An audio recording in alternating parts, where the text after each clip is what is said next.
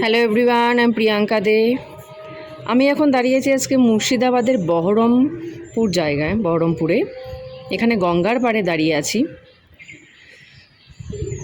দারুণ সুন্দর ওয়েদার, ঠান্ডা হাওয়া বইছে। আমি ওদিক দিয়ে পার কী করে যেতে হয় সেটাও দেখাবো। আমি নিজেও জানতাম না এখানে গঙ্গার পাড়ে আমাদের শ্রী ঠাকুর অনুকূলচন্দ্রজির মন্দির আছে। একদম গঙ্গার পাড়ে। যারা আসতে চাও বহরমপুরে মন্দিরে, তারা এই মন্দিরে অবশ্যই আসবে। এটা হচ্ছে লালবাগে সদর ঘাটের উপরে, গঙ্গার ঘাটের উপরে মন্দিরটা। একদম মন্দিরটাও দেখাচ্ছি।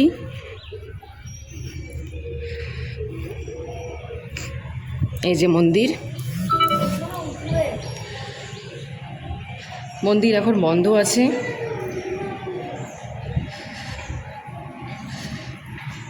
এখান থেকে একদম গঙ্গা দেখা যায়, মন্দির থেকে গঙ্গা দেখা যায়। উপর থেকে দেখাচ্ছি মন্দিরটা। এই যে মন্দির, পুরো এরিয়াটা, এইটা হচ্ছে মেন রাস্তা, মন্দিরে এন্ট্রি পথ। এটা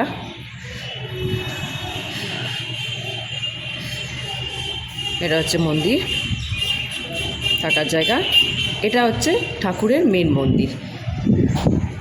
এখন বন্ধ আছে মন্দির, তবুও জানলা দিয়ে দেখাচ্ছি ঠাকুরের।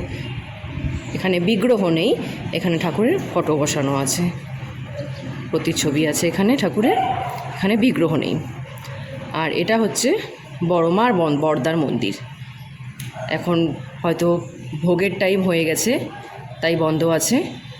কিন্তু এখান থেকে মন্দিরে আসলে মন্দির থেকে ডিরেক্ট মা গঙ্গা দেখা যায়। খুবই সুন্দর অপরূপ পরিবেশ একদম। আমি জানতামই না বহরমপুরে অনেকগুলো মন্দির আছে ঠাকুরের, বাট এটা খুবই সুন্দর জায়গাটায় মন্দিরটা। মন্দির থেকে ডিরেক্ট একদম মা গঙ্গাকে দেখা যাচ্ছে।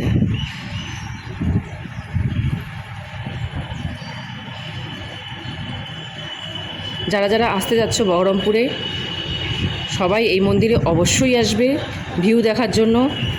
এখানে গঙ্গা পারাপারও করা হয়,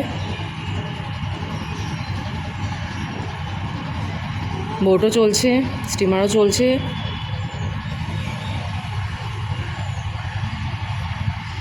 আমি মন্দির থেকে বেরিয়ে ওই ঘাটেও যাব, ঘাটে গিয়েও দেখাবো।